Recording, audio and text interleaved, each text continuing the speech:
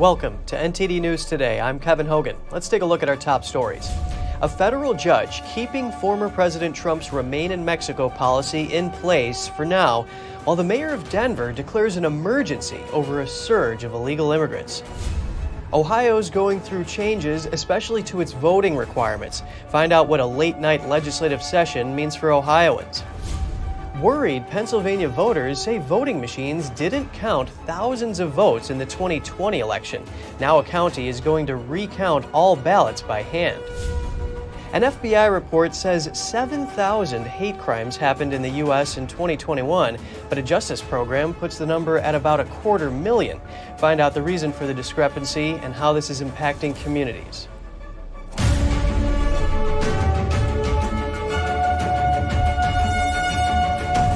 A federal judge is pausing the Biden administration's effort to terminate the Trump-era Remain in Mexico policy, at least until legal proceedings play out. NTD's Jessica Beatty reports. A federal judge in Texas is preserving a Trump-era immigration policy. The Remain in Mexico policy requires illegal immigrants who claim they're seeking asylum to wait in Mexico until their case is heard, instead of waiting in the United States. The U.S. Supreme Court initially ruled President Joe Biden had the authority to get rid of it, but it sent the case back to the lower court. The judge ruled against the White House Thursday. Analysts say the administration likely will appeal and request a stay. Meanwhile, Texas Governor Greg Abbott wants to investigate non-governmental organizations, or NGOs, that are helping illegal immigrants. In a letter to the state's attorney general, Abbott cited recent reports that NGOs may have helped with illegal border crossings near El Paso. It comes after the Heritage Foundation Oversight Project analyzed over 30,000 cell devices used by illegal immigrants. The devices were detected at NGO facilities at or near the border that process illegal immigrants. Heritage tracked the devices to nearly every congressional district in the country, according to the project's director, Mike Howell. Howell said this is proof that NGOs are working with the Biden administration to resettle illegal immigrants across the country. He said they're using taxpayer dollars and donations to do this, and they should be defunded. Meanwhile, Denver, Colorado declared a state of emergency Thursday because of a recent surge of illegal immigrants. Democrat Mayor Michael Hancock says they're struggling to house the homeless and illegal immigrants at the same time. We simply can't do both. It's stressing our system, it's stressing our shelters in the city of Denver. The emergency order means Denver will be able to access additional emergency resources. The mayor called on the federal government, namely Congress, to take action to address the border crisis. Jessica Beatty, NTD News. In a late-night vote, legislators in the Ohio House chamber passed new voting laws for the state. The law stipulates increased photo ID requirements and fewer days to apply for absentee ballots. NTD's Daniel Monahan has the story. The legislation has now passed both chambers and will head to Republican Governor Mike DeWine to sign into law. The governor says he needs to read the final bill before he would consider signing it. But he says the system in Ohio is very good, adding that it's easy to vote and hard to cheat. Colin Marazzi is the Deputy Policy Director for the Ohio ACLU. He opposes the bill and says Ohio elections are already extraordinarily secure. The legislation would require all voters to show a driver's license or photo ID to vote. State Representative Bill Seitz says anyone can get a photo ID at the BMV and that it's free. Meanwhile, State Representative Bashara Addison says counties can best decide practices for voter turnout. Here's Addison speaking on WKYC Channel 3. If we know that each county is unique, why doesn't each county have the ability to do what they need to do to activate their population? Under the law, absentee ballots would have to arrive a week before Election Day compared to the current 3, and ballot drop boxes would be limited to 1 per county. To ensure security, drop boxes will also be subject to 24-hour video surveillance. GOP lawmakers say the changes will protect the integrity of Ohio elections and restore voter confidence. Daniel Monahan, NTD News. A Pennsylvania county will recount its 2020 election results. That's after some voters said thousands of votes were not counted. Lycoming County in Pennsylvania will recount the county's 2020 election result for the presidential race and the Pennsylvania auditor. The county's director of elections says groups of 20 to 80 people started attending county meetings asking for the recount. He said, in our county, they approached our commissioners and leveled allegations that there were thousands of uncounted votes in our county based on what I believe are nonsense statistics. He says the county showed information to answer people's questions, but voters still wanted a recount, so they gathered 5,000 signatures to make that request. In his words, if there are 5,000 people who signed this petition and have this belief, they don't need to hand count these ballots in order to restore public trust in the outcomes of our elections. Lehman said the county has about 70,000 registered voters, so to the commissioners, 5,000 is a lot of signatures. As Lehman put it, this is not something we want to do after every election, but we need to do it once at least in order to prove once and for all that our voting system counts the votes accurately and that there were not thousands of uncounted votes that were hidden by an algorithm or some other nonsense like that. Lycoming County votes by machine, however, the recount will happen by hand. 40 county staff members are scheduled to hand count the nearly 60,000 paper ballots. The recount will start on the 9th of January and could take a week or more. Puerto Rico's movement for greater self-government just got a boost. The U.S. House of Representatives passed a bill for a referendum on 3 potential futures for the island. The Puerto Rico Status Act outlines terms on 3 options for the territory: full independence, U.S. statehood, or sovereignty with formal U.S. association, which is similar to the status held by the Marshall Islands and Micronesia. However, the measure has little chance of being taken up by the Senate. The bill's original sponsor, Democratic Representative Raul Grijalva, said that whether the measure gets a vote in the Senate or not, it will still set an important historical precedent. Republicans argued against the bill because it did not offer the option of maintaining the status quo and said it was a distraction as a U.S. federal government shutdown looms. Twitter has suspended the accounts of journalists who cover the social media platform. Among them were reporters working for the New York Times, Washington Post, CNN, Voice of America, and other publications. Here's Musk in a Twitter Spaces conference with journalists. As I'm sure everyone who's been doxxed would agree, showing real-time information about somebody's location is inappropriate, and I think everyone on this call would not like that to be done to them. And there is not going to be any distinction in the future between journalists, so-called journalists, and regular people. Everyone's going to be treated the same. They're not special because you're a journalist. No special treatment. You dox, you get suspended. End of story. The sudden suspension of news reporters followed Musk's decision to permanently ban an account that automatically tracked the flights of his private jet using publicly available data called Elantra. That also led Twitter to change its rules for all users to prohibit the sharing of another person's current location without their consent. The reporters defended their actions on Twitter Spaces conference, saying in the course of reporting about Elantra, they posted links to it. But Musk said the links to Elantra have his real-time location, which is the same as posting it directly. Musk tweeted on Thursday, quote, "Criticizing me all day long is totally fine, but doxing my real-time location and endangering my family is not." Meanwhile, Musk tweeted a public survey on the topic late last evening. He wrote, "Unsuspend accounts who doxed my exact location in real time." The poll had 2 options, now or in 7 days. With nearly 2 million people responding so far, nearly 60% responded now. Hate crimes in the U.S. On Monday, the FBI released an annual report on them, but the results are in question. We have the Vice Chair of the United States Commission on International Religious Freedom for some analysis on this. Joining us now is Rabbi Abraham Cooper, Associate Dean and Director of Global Social Action for the Simon Wiesenthal Center, a leading global Jewish human rights organization. It's great to have you with us today, Rabbi Cooper. Thank you for including me. Over 7,000 hate crimes were reported to the FBI in 2021. Experts and the Bureau's director say this figure is flawed. What are the consequences of underreporting hate crimes? Oh, I think it impacts the Jewish community across the United States on a practical basis. It also underreports one of the biggest problems in the United States today in terms of targeting of a minority community. The Jewish community is only a little bit more than 2% of the American population. But even by these statistics, 63% of all religious hate crimes are targeting a little over 2% of the population. That figure is staggering. It's the third largest in the last 20 years. But what it omitted, New York City, Los Angeles, most of the state of Florida.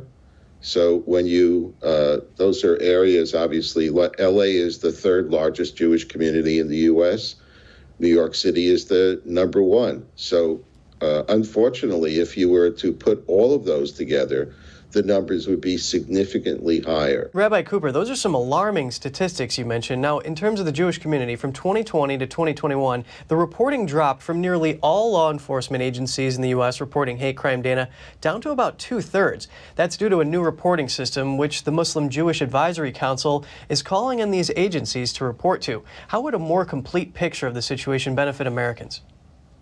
Well, it would certainly inform our neighbors that the Jewish community is being targeted in an unprecedented way. It would help organizations like ours to create a better sense of understanding with other groups, but also be able to go to Congress, to local law enforcement, to state funders, and allow us to request better education, better training for law enforcement locally around the country. The CEO of the American Jewish Committee said the FBI report is woefully inaccurate. He pointed out that 35 major U.S. cities reported no hate crimes at all in 2021. What's really happening on the ground in many U.S. cities in terms of hostility or acceptance to the Jewish community? Well, I think that is the question. And what we've been emphasizing at the Wiesenthal Center is we need the FBI to be able to have a system where they can accurately count what's going on. We're not looking to pump up numbers. We're looking for the numbers to reflect the reality on the ground. And I would say one further thing, come back to that issue, which is it's not just the police that have to step up in terms of their training and do a better job. We need the social media giants to put in place rules that will degrade the marketing capabilities of anti-Semites. You touched on the reality of these numbers. The Bureau of Justice Statistics approximates the true number of yearly hate crimes to be about 250,000. And the co-founder of Global Project Against Hate and Extremism says the U.S. only counts about 10% of these crimes and says the reporting gap is a disaster. It needs to be fixed. What can be done here? Honestly, I think it's in many ways, it's a bureaucratic issue. We do have 50 states. And we have many, probably thousands of jurisdictions. In order to turn things around, we have to be able to get a proper reporting system. It may need scrutiny from the committees in Congress that deal with the FBI, but I interact with the FBI. There are plenty of devoted individuals and agents in place. I'm hoping it's only a bureaucratic issue, but it has to be fixed because on a daily basis, the Jewish community in the United States is extremely concerned for the safety of our kids. The fact that in most synagogues today in the United States, you have to go through the equivalent of airport security to go and say your prayers on a Sabbath morning. There's a gap between the reality that we're feeling and the numbers that have been reported. Thank you so much for shining a light on this. Rabbi Abraham Cooper, Associate Dean and Director of Global Social Action for the Simon Wiesenthal Center. A pleasure having you on the show today. Thank you for having me. Appreciate it. Just ahead, a new technology is trying to keep schools safe with artificial intelligence. The program can monitor video cameras and detect a gun before a shooting starts.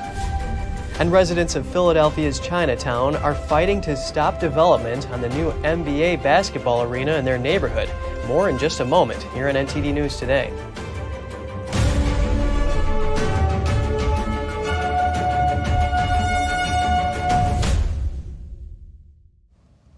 Authorities in Idaho are looking for the public's help in finding the owner of a white Hyundai Elantra. The vehicle was spotted near the crime scene where 4 University of Idaho students were found stabbed to death. 1 month after the shocking murders, police say the car could play a critical role in their investigation.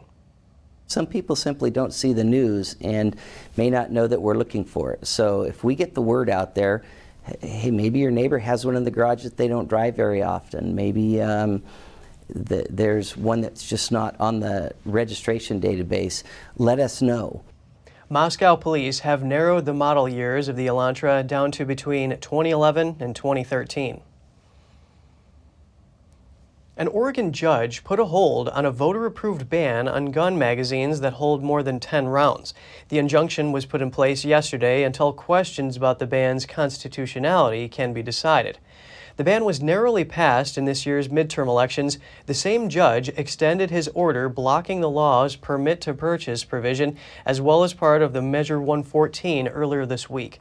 It would prevent a firearm sale until the results of a background check come back. Gun sales and requests for background checks have soared since then. Many fear the new law would prevent or delay the purchase of new firearms. A hearing on the background check provisions is set for December 23rd. Northern California toddler Jasper Wu was fatally struck by a stray bullet while sleeping in his car seat. Prosecutors yesterday said the bullet hit as rival gangs shot at each other on a California freeway. On November 6th, California Highway Patrol officers responded to the type of call that those of us that wear a badge dread responding to. The death of an innocent child due to senseless violence. The brazen crime that caused Jasper's life to be cut short after only 23 months shocked us all, as did the horrific callousness and indifference involved on the part of the suspects. Thanks to the U.S. government, thanks to the police officers, as well as everyone in society who has shown compassion for this tragedy. Thank you all. The one-year-old boy was just weeks away from turning 2 years old. He was killed on November 6 last year in Oakland when his mother's car got caught in the crossfire. The district attorney said the defendants are part of rival gangs out of San Francisco. Prosecutors said alleged members of the Chopper City gang were driving along the freeway in an Infiniti, while alleged members of the Eddie Rock gang were in a Nissan Altima. A shot fired from the Infiniti missed the Altima and instead went through the windshield of the Wu family's car. The district attorney said the bullet was found lodged in the seat behind Jasper's car seat. Authorities filed murder charges against 3 suspects. A 4th suspect was killed in a separate shooting last month. A California Highway Patrol commander was found dead in Tennessee days after a man was arrested for her husband's murder, and she herself was arrested for trespassing. Deputies in Tennessee were dispatched to a home where they found her body. Authorities stated that her death does not appear to be a result of foul play. The Tennessee Bureau of Investigation would not release further details and declined to answer if suicide was suspected. Julie Harding and her husband, Michael Harding, were in the middle of a divorce when he was murdered in September. 2 days prior to her own death, Harding was arrested on suspicion of trespassing at the home of her husband's girlfriend. The girlfriend also expressed fear to the police in September and reported Harding for harassment and stalking in October. Artificial intelligence could monitor video cameras for potential guns. The goal is to help stop school shootings. NTD's Andrew Thomas has more. It's been a decade since 26 people died at the mass shooting at Sandy Hook Elementary in Newtown, Connecticut. The tragedy reignited debate across the country over mental health, gun control, and school security. Omnalert says its new AI could be part of the answer. Our artificial intelligence recognizes the presence of a gun threat via security cameras. And what had been remarkable about many active shooter situations is that the assailants are actually visible in security cameras for seconds and sometimes minutes. Kenneth Trump is president of National School Safety and Security Services. Your attention, please. The area is under lockdown. He says some new technology could be helpful in active shooter situations, but only if the school staff is adequately trained. What we're seeing is we're seeing an uptick in gun and other weapon incidents in use in school. There's a great deal of anxiety and pressure on school administrators to do something, do it differently, and do it now.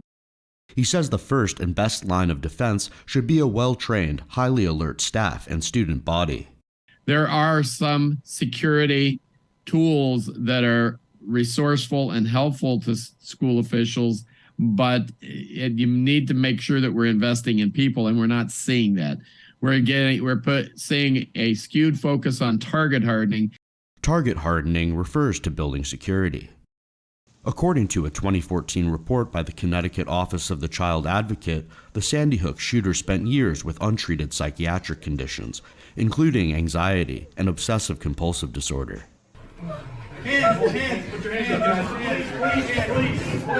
Poor mental health also played a role in other school shootings since Sandy Hook, such as Uvalde, Texas, last May, and Parkland, Florida in February 2018. Andrew Thomas, NTD News. Oregon's Attorney General announces the largest environmental damage fine in the state's history. It's targeting a former manufacturer of toxic PCBs. For their contemptible role in polluting Oregon for the past 90-plus years with PCBs, the Monsanto company will pay the state of Oregon $698 million for the cleanup and remediation of PCB contamination of our lands and waters. PCBs were formerly used in coolants, electrical equipment such as fluorescent lights and other devices. They still contaminate the state's landfills and riverbeds and show up in fish and wildlife. The settlement stems from a lawsuit filed by Oregon against Monsanto in 2018 for pollution in the state until PCBs were banned in 1977. PCB pollution-related settlements are becoming increasingly common, but the AG said Oregon's settlement is magnitudes larger than any other. Bayer, the company Germany that now owns Monsanto, said in a statement that the settlement fully resolves all Oregon's claims and releases the company from any future liability. The agreement contains no admission of liability or wrongdoing by the company. And in basketball news, the NBA's Philadelphia 76ers are looking to build a new downtown arena called 76 Place right next to Chinatown. Concerned residents got a chance to meet with 76 Place developers and voice their opposition. My question is really simple. Why can't you guys stay where you are? Concerned Chinatown residents packed the Ocean Harbor restaurant Wednesday night. It was their first meeting with developers since the arena was proposed back in July. Debbie Wei is founder of American Asians United. She echoed many residents' concerns about whether Chinatown will survive a new development like this, pointing to the addition of Capital One Arena in D.C. that nearly extinguished the local Chinatown. In D.C., residents told us they were forced to move out when they could no longer afford to pay their taxes or their rent. Wei said D.C.'s Chinatown used to look very much like theirs, but once the arena came, locally owned businesses quickly gave way to chain stores, and the Chinese community was gone. Meanwhile, David Gould, who represented the developers, explained that relocating stadiums downtown has become a trend in sports, and that their goal is not to threaten the community, though the crowd seemed unconvinced. One thing that we're very aware of is the sensitivities and frankly the trauma that this community has experienced from large-scale development in the past. That's not something that we are... Gold says the next step is to set up a steering committee that'll include members of the Chinatown community to further discuss the project. Reporting by Dave Martin, NTD News. The U.S. immigration court system's backlog is at an all-time high. An analysis by a clearinghouse at Syracuse University found there are more than 2 million cases pending. The largest backlog is in Miami-Dade County, Florida, with more than 100,000 pending cases. Next is Harris County, Texas, with more than 75,000 cases, and then Los Angeles, with 74,000 cases. Wait time for a hearing on those claims is now about 4.3 years. According to the analysis, immigration courts have increased the pace of hearings, but it still can't keep up with the influx of new case filings. And coming up, it's been 15 years in the making, but Canadian lawmakers voted unanimously yesterday to make a bill combating forced organ harvesting into law. An ex-U.S. Marine pilot faces extradition from Australia to the United States. That's after he allegedly trained Chinese military pilots. We'll have the details when we return.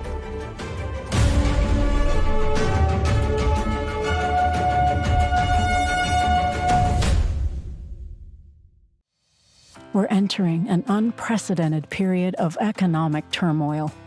The economy is unstable, our government is in shambles, and the global war on energy has created a domestic crisis. Americans need a way to protect their financial future. One way to ensure your wealth in retirement is by purchasing physical gold and silver. We can help. You can roll any part of your retirement account into a gold or silver IRA. Better yet, you can open a gold or silver IRA in 5 minutes or less using our online application.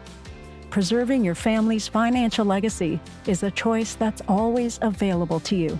And when you're ready, we're here to help. Call us and speak to one of our IRA professionals. Let's build your financial legacy together. GSI Exchange, wealth for generations to come.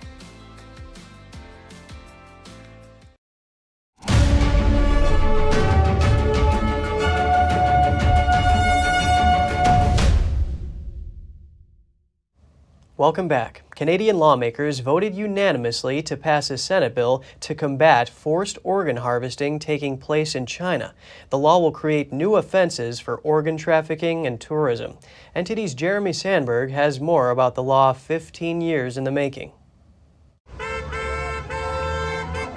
An exciting day and a step forward. That's what the sponsor of the bill, Garnet Jennis, had to say about the bill's passage. After 15 years of effort, we're finally going to get the bill banning forced organ harvesting and trafficking to pass Parliament. And I want to salute all those who have been involved in this effort over the last 15 years. It's a great day. Jennis says he wishes the bill would have passed sooner, but it's better late than never. He says the successful passage is thanks to the efforts of a large number of people, and that the biggest contribution has been from the community that's gone out and gathered petition signatures. I want to recognize, of course, David Kilgore. David Matus did the initial work of uncovering and exposing all that was happening in China with forced organ harvesting and trafficking. And of course, the Falun Gong community has been so active, protesting, petitioning.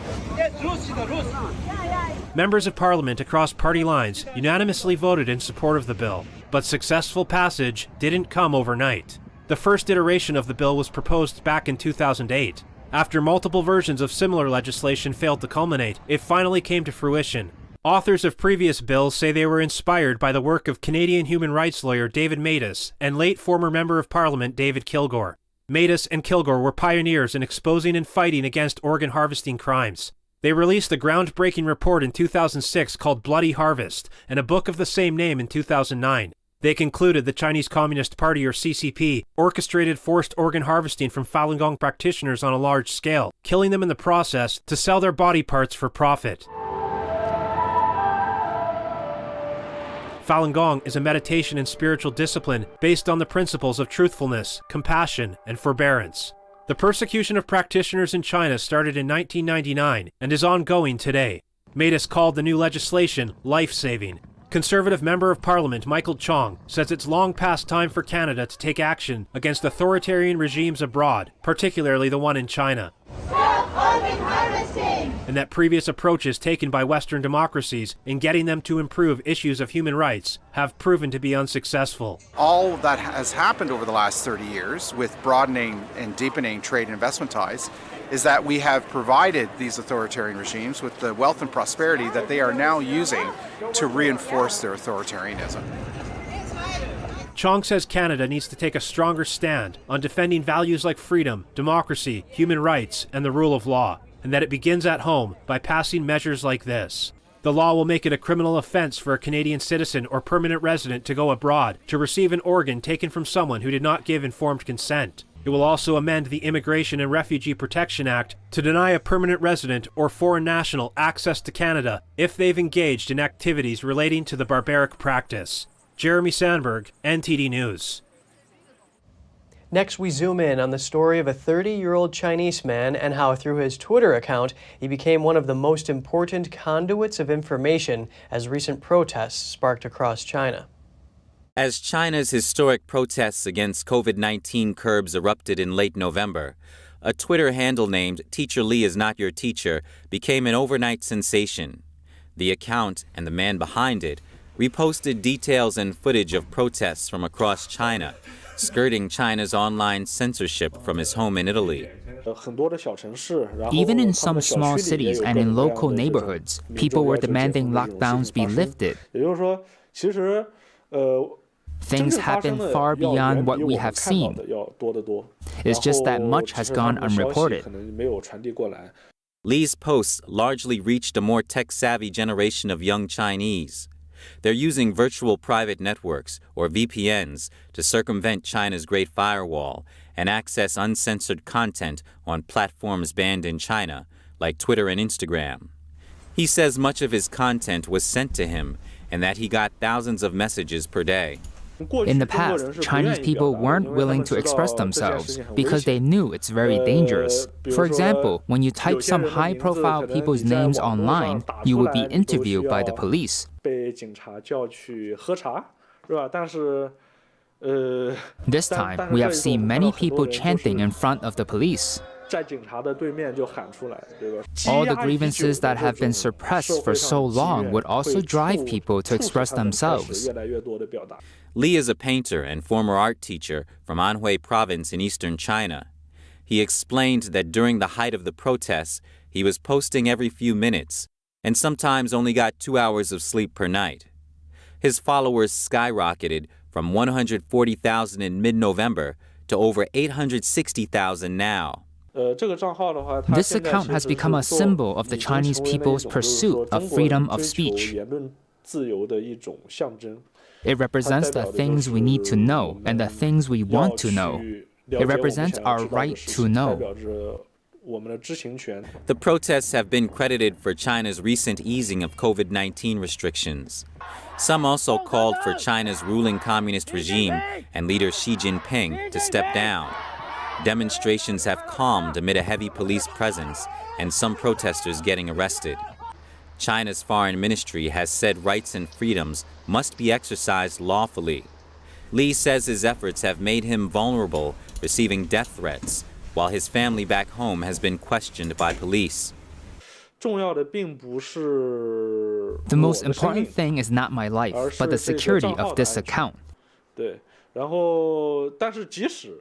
Even though this account is no longer safe, or it is deleted or something else, the awareness of people to speak, to express themselves has started. He adds that people in China can go home now that lockdowns have lifted. Right now, I am a person without a future. Despite this, he says he's determined to keep going. Former U.S. Marine pilot Daniel Duggan, who was arrested in Australia, is accused of breaking U.S. arms control law. That's for allegedly training Chinese military pilots to land on aircraft carriers.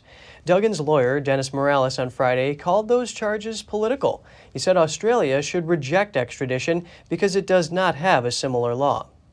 We have directly written to the Attorney General and we have put him on notice, squarely and fairly, that in the event that he is to accept this extradition request, he will be bringing or risks bringing the administration of justice in Australia to disrepute. Australia has a bilateral extradition treaty with the United States, and the country's Attorney General must decide on the extradition request by December 25th. Duggan's lawyer also claimed his client faced inhumane treatment in custody and was reportedly refused medical treatment by Australian authorities. The pilot was arrested in a rural Australian town in October after returning from China. He's now an Australian citizen after renouncing his U.S. citizenship in 2017. Days before Duggan was detained, Britain announced a crackdown on its own ex-military pilots for training Chinese military pilots. They worked at the same South African flying school Duggan had worked at. A new move from Washington. The Commerce Department has put 22 Chinese microchip makers on a trade blacklist, shutting off their access to U.S. technology.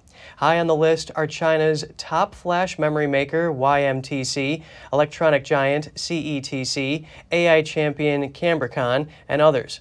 These companies will be blocked from using technology made anywhere in the world with U.S. equipment.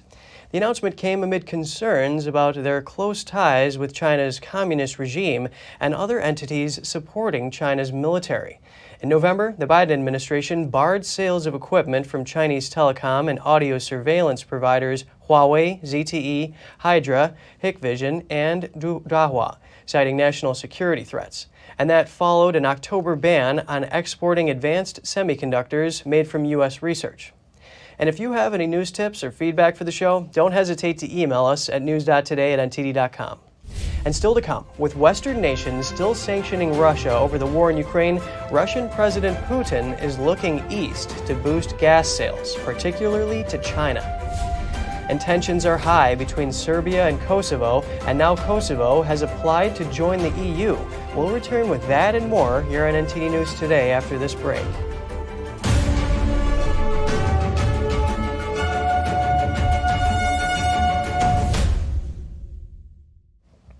The U.S. is expanding its training of Ukraine's armed forces as it continues to fight against Russia's invasion. The Pentagon announced the new plan on Thursday. They say the program is expected to start next month in Germany. This program, this expanded training, will provide training to approximately 500 Ukrainians per month. It's essentially focused at battalion level. And so as we move forward, we will stay flexible and adaptable based on the needs of our Ukrainian partners and the evolving situation in Ukraine.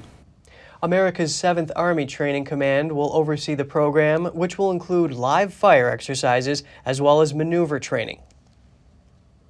President Vladimir Putin said on Thursday that Russia would increase gas supplies to the east, especially China. He also set prices for sales to Europe using an electronic platform. An important step to reduce the impact of sanctions and other hostile actions against Russia will be the development of port and pipeline infrastructure in the south and east, including increasing the export of natural gas. But if we are talking about setting up an electronic platform, then this can be done within the next few months. Moscow is looking to boost gas sales to countries such as China and Turkey. This as Ukraine conflict sours trade with the West. But building the infrastructure could take years. Russia started selling natural gas to China at the end of 2019 via the Power of Siberia pipeline. That supplied about 10 billion cubic meters, or BCM, of gas in 2021. Its full capacity of 38 BCM should be reached in 2025. Russia also plans to construct a new pipeline, the Power of Siberia 2, via Mongolia. The goal is to sell an additional 50 BCM of gas per year. Putin said the projects would allow Russia to boost its gas sales to China to 48 BCM annually by 2025 and to 88 BCM by 2030. Kosovo's prime minister has formally applied to join the European Union. The application yesterday launched a process that could take years, if not decades. One condition is normalizing relations with neighboring Serbia. Kosovo is the only country in its region until now not to have applied to join the European Union. There has been reluctance within the 27-nation EU to accept new members. But Russia's invasion of Ukraine has led EU nations to devote more energy to improving relations with the 6 Balkan countries. Those include Albania, Bosnia, Herzegovina, Kosovo, Montenegro, North Macedonia, and Serbia. Albanian majority Kosovo declared independence from Serbia in 2008 with the backing of the West. Kosovo is not a member of the UN.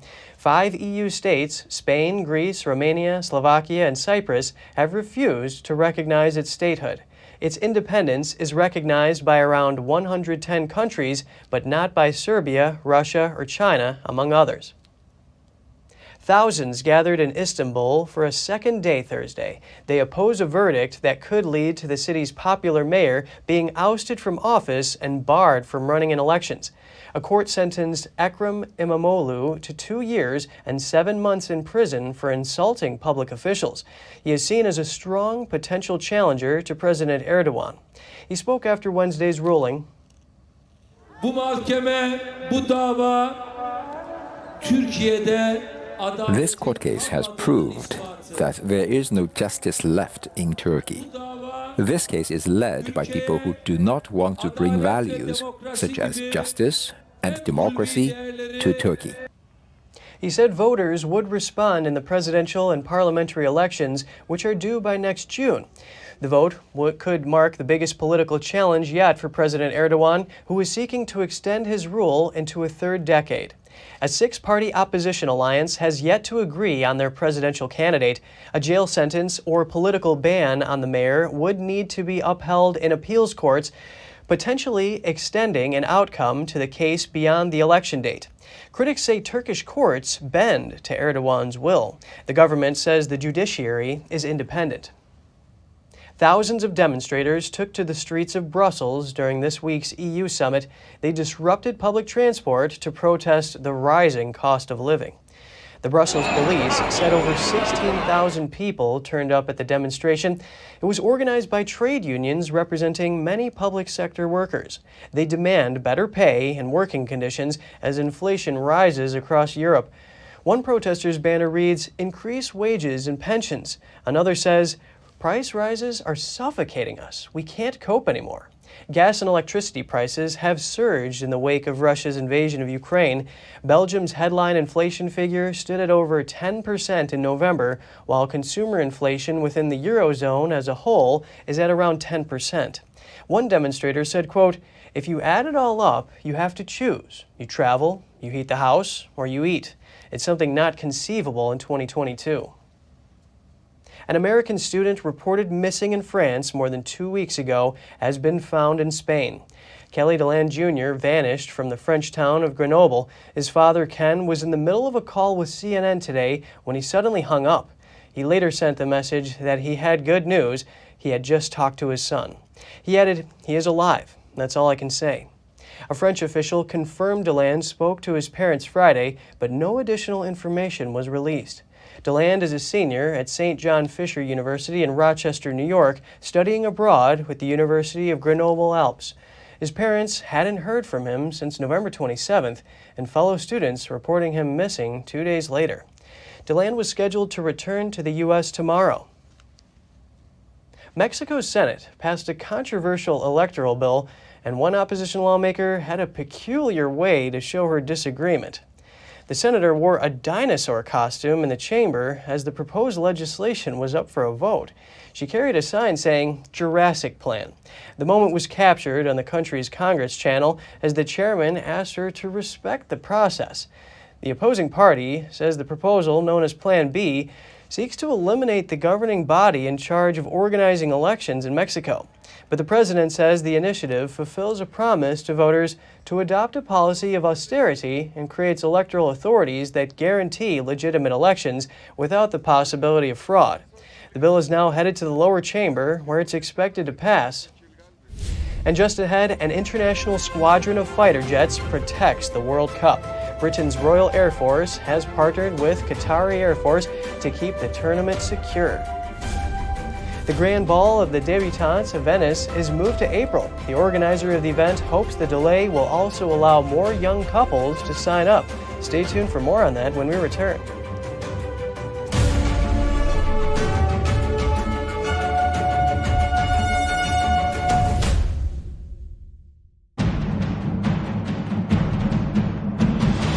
A performance that truly matters for each and every one of us.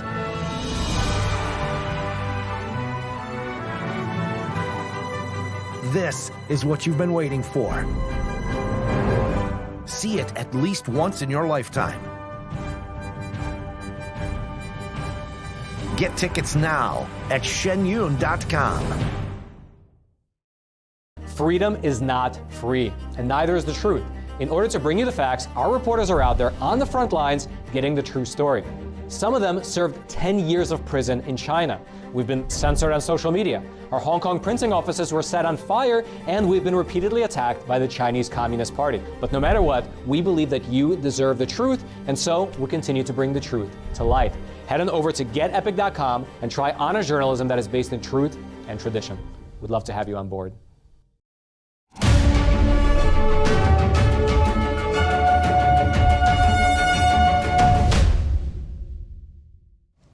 Good to have you back with us. The British could soon be able to take liquids through airport security. The government plans to ease the rules around liquids and large electrical goods by 2024. Most of the major UK airports could allow passengers to take up to 2 liters. It's all possible because of a new type of scanner. The new screening equipment should be installed at most major airports across the country by 2024. The CT scanners create a 3D image of what's inside passengers' bags.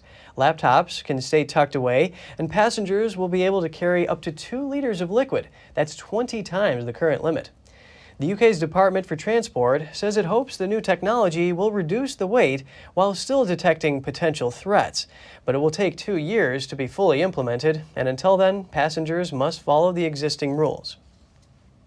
An international squadron of fighter jets is tasked with protecting the World Cup. Britain's Royal Air Force has teamed up with the Qatari Emery Air Force to carry out the mission. NTD's Andrew Thomas has the details on the squadron. 8 Eurofighter Typhoon jets stationed at Dukan Air Base are helping keep the World Cup secure. They are part of 12 Squadron, a joint program between the Royal Air Force and Qatari Emiri Air Force. What we are doing, along with our Qatari Emiri Air Force partners, flying a variety of platforms, is part of the multi-layered defence operation of what is ultimately a civilian sporting event. So it's great to be part of that, and if we continue to do our job well, most people won't know that we're here. Air Commodore Mark Bigadike is in charge of the UK part of the operation. He says the multi-country cooperation at Qatar is complex. So we started working with the Qataris on this particular operation over 2 years ago now, working through the operational plan, ensuring that everything was in place and working to the point that we've got today, where we've got 6 nations, a Qatari-led operation in place. So it's been a significant amount of work. So far, there haven't been any major security incidents. Military personnel from the US, Italy, France, Pakistan, and Turkey are also involved in keeping the World Cup safe. The British involvement also extends to the Royal Navy and Army. Around 550 personnel are deployed from the UK. The British Armed Forces bring experience from the London Olympics. The UK certainly has a pedigree in this kind of operation. People will naturally think of 2012 London Olympics, in which we played a part, and then any other summits and so like, as well as the more well-known international operations. The 12 Squadron unit started in 2018 as a training program after Qatar agreed to purchase Eurofighter Typhoon jets. When the matches are over, collaboration between the two air forces will continue. Andrew Thomas, NTD News. A last-minute hitch is delaying Venice's glitzy Debutante ball until April. While disappointing, it also means there's more time to get things just right. NTD's Andrew Thomas has the details on the elegant event. Young couples were ready to don floor-length dresses and tuxedos for the grand ball of the debutantes of Venice. Then there was a last-minute hitch. The problem? How to serve a gala dinner to 250 guests and keep attendees warm. I am very sorry because I would have liked to have had this experience, but I am also happy to be able to do it at the end of April, so I can't wait until the moment is here. The ball was postponed just a week before the planned date. The evening was to begin with a gondola ride through the canals to see the city lit up for the holiday season. Instead, this couple practices their waltz, while organizer Silvia Casarin-Rizzolo provides instructions. They've been practicing, but they still occasionally step on each other's toes. Aru is a snowboarding instructor and admits dancing doesn't come easily. Snowboarding I can do with my own rhythm without worrying about what is going on around me. While the waltz, I have to do to music. But no, it's not harder. I just have to practice as one does for everything. I practice snowboarding a lot.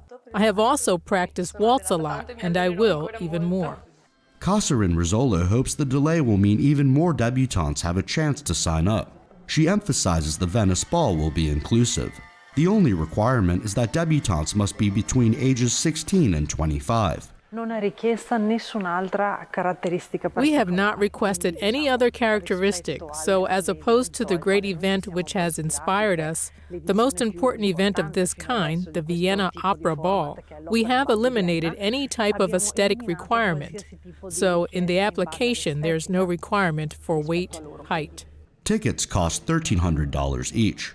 VIP tickets go for $3,000. Andrew Thomas, NTD News. An emergency in Berlin this morning. An aquarium suddenly burst, spilling water and debris onto a busy main road. About 100 emergency personnel rushed to the scene. Berlin police said 2 people were injured by glass shards. The Aquarium Aquarium is said to be the world's largest freestanding cylindrical aquarium, rising some 50 feet high. It's home to around 1,500 exotic fish. About 350 people staying in the hotel were asked to leave the building. Emergency responders had been unable to access the ground floor of the building due to the debris. Search and rescue dogs were sent. It's still unclear what caused the burst. When the structure was completed in 2003, architect Michael Jessing assured that a Hollywood-style blowout, what he called a worst-case scenario, was unlikely to happen. And still to come, dogs in Chicago experience freshly cooked meals and treats on display at a food bar. The Eatery offers specific meal kits for canine companions. And dogs can now be identified by their nose print. Thanks to a South Korean company, the tech works by scanning a dog's nose with a phone camera linked to an app. We'll be back with more soon here on NTD News.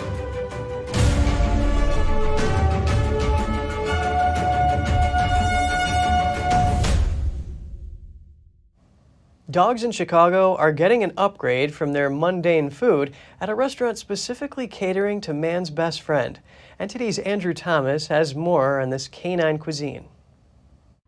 Breadwell is a newly opened eatery in suburban Chicago. You might mistake it for a place to grab a bite to eat. If you step inside, you'll see freshly cooked meat and other ingredients on display at a food bar, just like Chipotle or Subway. But the big difference here is that the food is strictly for man's best friend. Dogs are about being your best friend. They just want to do everything with you, and we want to do everything with them.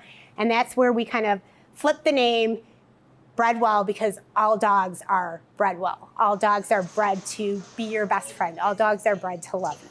So that's how we came up with the name. When new customers come to Breadwell, they answer questions about their dog.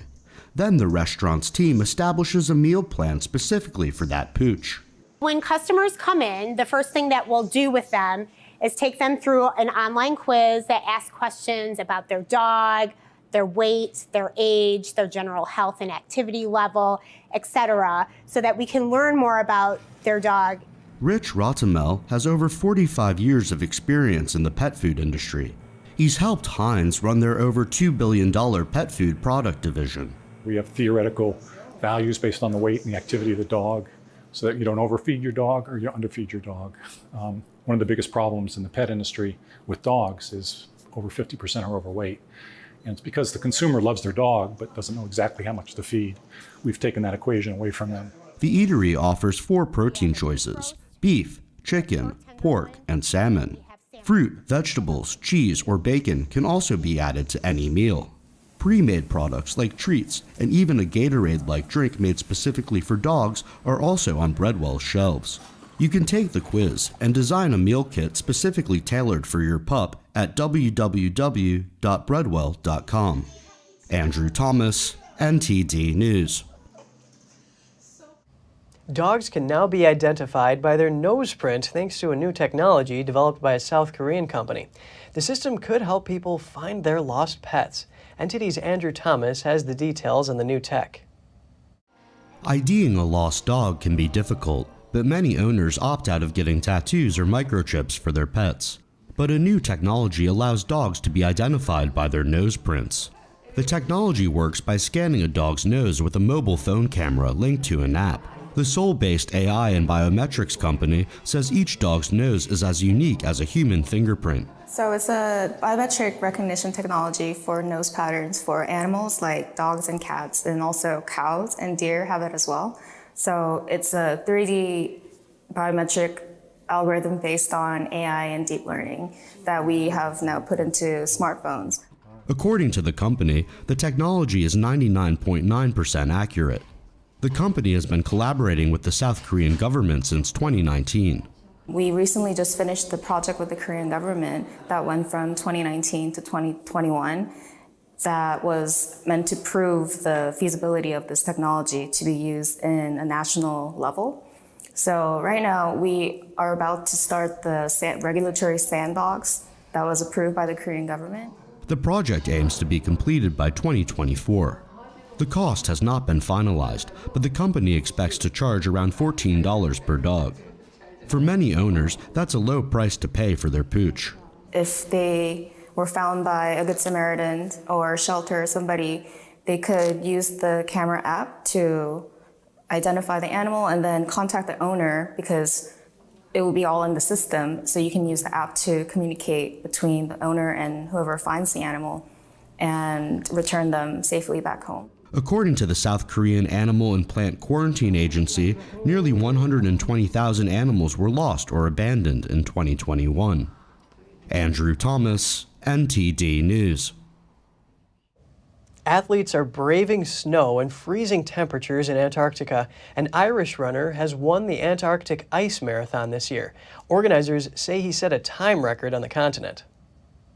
At some points, I was just getting emotional, thinking of my brother, my mother, like everyone with me.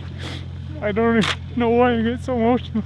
I just had to go so deep. I know, and I felt like all those people were with me. Amazing run. Best run I've ever seen down here, obviously. You know, with a record, an amazing tribute to his brother, his family, everybody in Tipperary and in Ireland. So everybody's going to be very proud of this performance. Sean Tobin clocked in at 2 hours, 53 minutes, and 33 seconds for the traditional marathon distance of over 26 miles. The race director said he had never seen anyone run so fast in these conditions, which were like running in sand. In the women's race, a runner from the United States won with 4 hours and a bit over 25 minutes. The event at Union Glacier this week was the 17th of its kind. More than 60 runners from 20 countries participated in the southernmost marathon on Earth.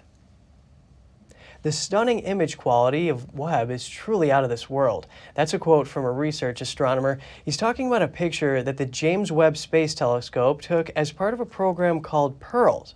And here it is. As you can see, the image shows a unique perspective of the universe, including never-before-seen galaxies that glitter like diamonds. The telescope zoomed in on a part of the sky called the North Ecliptic Pole. It used 8 different colors of near-infrared light to see objects that are 1 billion times fainter than what the eye can see unaided. If you want to take a closer look at this image, it has been published in the Astronomical Journal.